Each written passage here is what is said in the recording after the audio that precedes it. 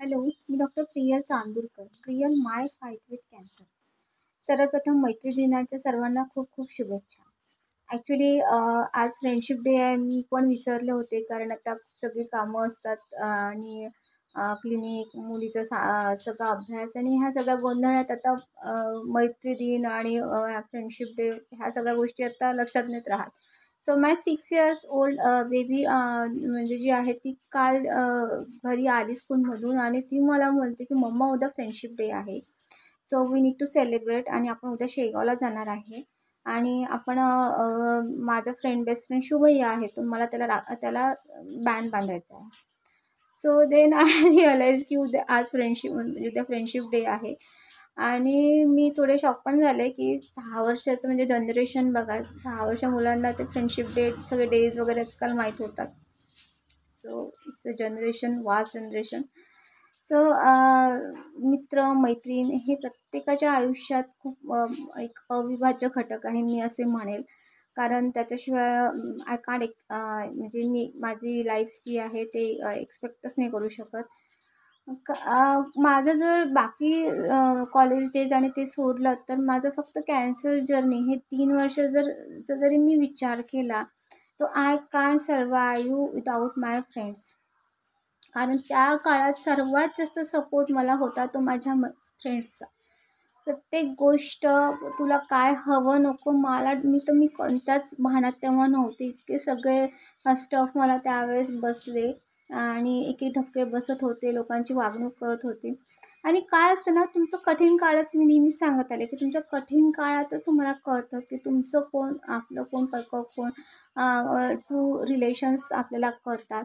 म्हणजे मी एक आई म्हणून एक माझी मुलगी आम्ही ज्या व्यक्तीवर डिपेंड होतो त्याच व्यक्तीने साथ सोडली त्या काळात. पण असं म्हणतात ना, जेव्हा लव्ह फेल होतं तेव्हा फ्रेंड्स आर केम टू म्हणजे आपल्याला क्युअर करण्यासाठी मित्र उभे असतात.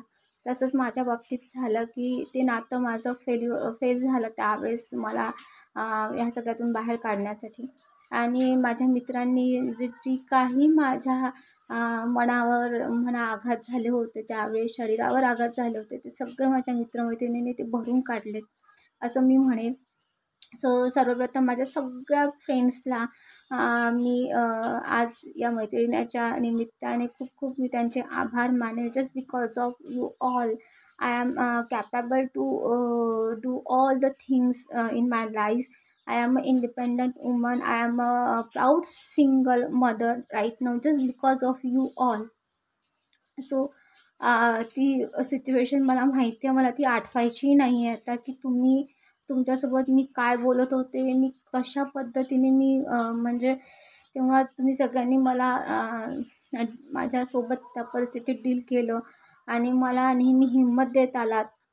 आणि माझ्यासोबतच निर्वीला माझ्या मुलीलाही तुम्ही सगळ्यांनी खूप प्रेम दिलं आणि तिचाही सगळ्या मानसिकतेचा तुम्ही सगळ्यांनी विचार केला. पहिली गोष्ट म्हणजे माझी मैत्रीण राजश्री आणि आशिष, म्हणजे ही 2 कॅरेक्टर असे होते माझ्या कॅन्सर जर्नीमध्ये की ते माझ्या प्रत्येक स्टेप्सवर, कारण ती जवळही होती, बाकी सगळे दूर होते, ते फोनवरून बाकी सगळ्या गोष्टी सगळं मॅनेज करत होते. पण राजश्री अशी पर्सन होती की ती प्रत्येक ठिकाणी अपॉइंटमेंट म्हणजे सुरुवातीपासून माझ्यासोबत होती. माझ्या ऑपरेशनला ती माझ्यासोबत होती. तिने माहेरच्यांचं एक रिप्रेझेंटेशन जे म्हणतो आपण ते तिथे रिप्रेझेंटेटिव्ह म्हणून ती माझ्यासोबत होती. मुलीचाही त्या दरम्यान तिने छान सांभाळ केला आणि म्हणजे लिटरली माझ्या डोळ्या पुसण्यापासून तर माझा नाळा बांधून देण्यापासून सगळ्या गोष्टी तिने केल्या. धावपळ करत अमरावतीवरून नागपूर तिने वाऱ्या माझ्यासोबत केल्या. माझा तो स्कॅन असो, माझा फॉलोअप असो, ती मला प्रत्येक वेळेस घेऊन गेली. आणि कारण मी खूप घाबरलेली असायची आणि मला तो अजूनही आठवतो. म्हणजे माझा ट्रीटमेंटनंतर तर माझा 3 महिन्यांनी पहिला स्कॅन होता आणि आम्ही खूप घाबरलेले होते की माझं क्युअर झालं की नाही, अजून काय निघतं काय नाही माझ्या ट्रीटमेंट याच्यामध्ये. सो राजश्री आणि आशिष मला स्कॅनला घेऊन गेले नागपूरला आणि इतकं सगळं वातावरण तेव्हा टेन्स होतं आणि त्याही परिस्थितीत त्या दोघांनी मला म्हणजे घाबरलेले तर तेही होते मनातून, पण त्याही परिस्थितीत खूप चांगला एक मला सपोर्ट त्यांनी केला. मला माझा स्ट्रेस रिलीफ करण्याचा प्रयत्न नेहमी केला. माझ्या मुलीवर खूप जास्त त्यांनी नेहमीच प्रेम केलेलं आहे सगळ्यांनी. तर ही माझी सखी आहे की म्हणजे काय म्हणू ना, कुणालाही नजर आमच्या मैत्रीला नजर लागेल अशी आमची मैत्री आहे, जी सगळ्यांना ठाऊक आहे. एक टॉम अँड जेरीची आमची ही जोडी आहे. सिन्स 8वी आमची ही मैत्री आहे आणि आयुष्याच्या प्रत्येक सुखदुःखात तीच माझ्यासोबत होती. मैत्री हे नातं असं आहे की त्यात आपण कधीच म्हणजे थँक्यू असं म्हणत नाही. चल हे हे शब्दांना तिथे थाराच नसतो. फॉर्मॅलिटी शब्दांना तिथे थाराच नसतो. पण आज सिरियसली मी मैत्रिणीच्या निमित्ताने खूप खूप आभार मानते तिचेही आणि देवाचेही, की जर तू माझ्या आयुष्यात नसती तर म्हणजे इमॅजिनच नाही करू शकत. कारण फक्त दुःखातच नाही, म्हणजे ह्या कॅन्सर जर्नीमध्येच नाही, तर आयुष्याच्या प्रत्येक टप्प्यावरती माझ्यासोबत होती.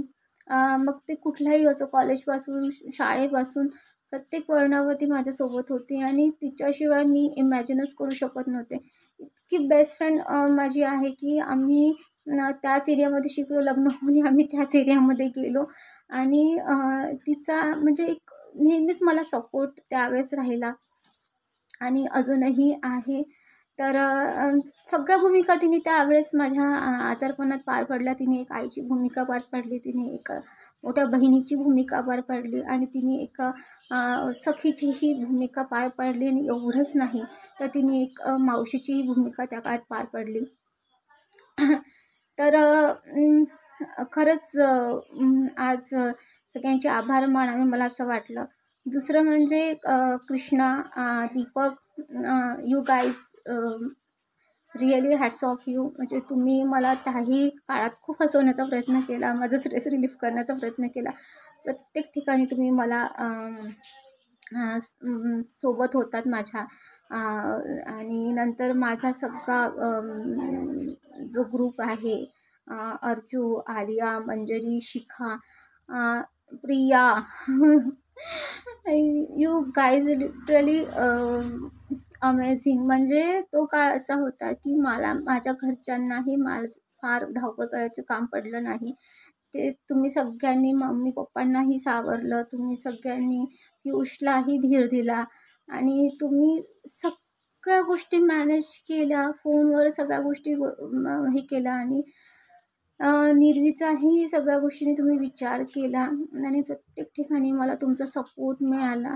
माहिती आहे मी जेवढे खचले होते तेवढेच तुम्हीही सगळे खचलेले होते त्या काळात.